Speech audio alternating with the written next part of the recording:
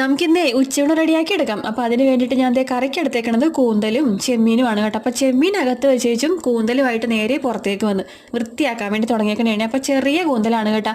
അപ്പോൾ ഞാൻ ഇതിന് മുൻപ് കൂന്തൽ വൃത്തിയാക്കണ ഒരു ഡീറ്റെയിൽ ആയിട്ടുള്ള ഒരു വീഡിയോ ചെയ്തിട്ടുണ്ട്. അതിൻ്റെ ലിങ്ക് വേണമെങ്കിൽ ഞാൻ കമൻറ്റ് ബോക്സിൽ പിൻ ചെയ്ത് കൊടുത്തേക്കാം കേട്ടോ.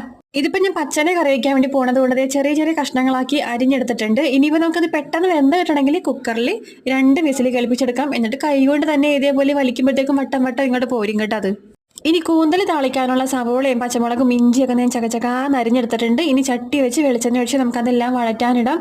അത് നല്ലതുപോലെ വഴണ്ട് കിട്ടുമ്പോഴത്തേക്ക് നമുക്ക് അതിലോട്ട് പൊടികൾ ചേർത്ത് കൊടുക്കാം. മല്ലിപ്പൊടി, കുരുമുളക് പൊടി, മഞ്ഞൾ പൊടി, ഗരം മസാലപ്പൊടി, മുളക് പൊടി ഇതൊക്കെ ചേർത്ത് ഒന്ന് മൂപ്പിച്ച ശേഷം നമുക്കതിനകത്തോട്ട് നമ്മൾ അരിഞ്ഞു വെച്ചിരിക്കുന്ന കൂന്തൽ ചേർത്ത് കൊടുത്ത് വേവാനുള്ള വെള്ളം ഒഴിച്ച് പാകത്തിന് ഉപ്പും ചേർത്ത് ചെറുതീയിൽ അടച്ചു വെച്ചേക്കാം. ഇനിയിപ്പോൾ അടുത്ത തവണ കൂന്തൽ കിട്ടുമ്പോഴത്തേക്കും ഞാനിനി വറുത്തരച്ചാണ്ട വെക്കാൻ വേണ്ടി പോണത്. ഈ വറുത്തരയ്ക്കാനുള്ള മടി കാരണമാണ് കേട്ടോ ആ ഒരു പണിക്ക് നിൽക്കാത്തത്. പക്ഷേ വറുത്തരച്ച കറിക്ക് ഒരു പ്രത്യേക ടേസ്റ്റ് തന്നെയാണല്ലേ. അങ്ങനെ നമുക്കിനി ഒരു ചാറ് കറി വെക്കാൻ വേണ്ടിയിട്ട് ഞാൻ ചെമ്മീനൊക്കെ എടുത്തിട്ടുണ്ട്. അതിലോട്ട് വേണ്ട മുരിങ്ങാക്കോലും ചക്കക്കുരും ഒക്കെ ഞാൻ ആദ്യം തന്നെ നന്നാക്കി എടുത്തിട്ടുണ്ട്. പക്ഷേ മാങ്ങ ഇല്ലാണ്ട് പോയി കേട്ടോ. അപ്പോൾ ഞാൻ അതിന് പകരം തക്കാളിയാണ് അരിഞ്ഞു വെച്ചേക്കണത്. ഇനിയിപ്പോൾ നമുക്ക് ചെമ്മീൻ നന്നാക്കി എടുക്കാം. അപ്പോൾ ഇത്തിരി വലിയ ചെമ്മീനാണ്. അപ്പോൾ അതിൻ്റെ ആ മുതുകത്തുള്ള നരം പങ്ക് നമുക്ക് വലിച്ചു കളഞ്ഞേക്കാം കേട്ടോ. അപ്പം ചെമ്മീൻ കൊണ്ടുവന്ന കൂട്ടത്തിലേ ഒരു 10-16ഓളം വലിയ ചെമ്മീൻ ഉണ്ടായിരുന്നു കേട്ടോ. അപ്പോൾ അത് ഞാൻ പിള്ളേർക്ക് വറുത്ത് കൊടുക്കാൻ വേണ്ടി മാറ്റി വെച്ചതായിരുന്നു. പിന്നീട് ഞാൻ കരുതി കേട്ടോ എപ്പോഴും ഈ വറക്കലും പൊരിക്കലും അല്ലേ, കറിയിൽ വെച്ച് തന്നെ കൂട്ടട്ടെ എന്ന് കരുതിയിട്ട് ഞാൻ ഇപ്പോൾ ഈ കറിക്കകത്തോട്ട് ഇടാൻ വേണ്ടി പോണേണേ.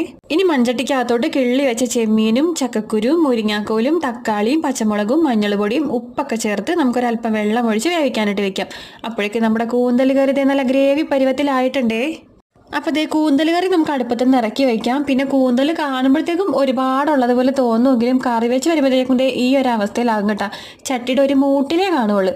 അങ്ങനെ ദേ നമ്മുടെ ചക്കക്കുരും ചെമ്മീനും ഒക്കെ നല്ലതുപോലെ വെന്ത് വന്നിട്ടുണ്ട്. നമുക്കിതിലോട്ട് തേങ്ങാരപ്പ് ചേർത്ത് കൊടുക്കാം.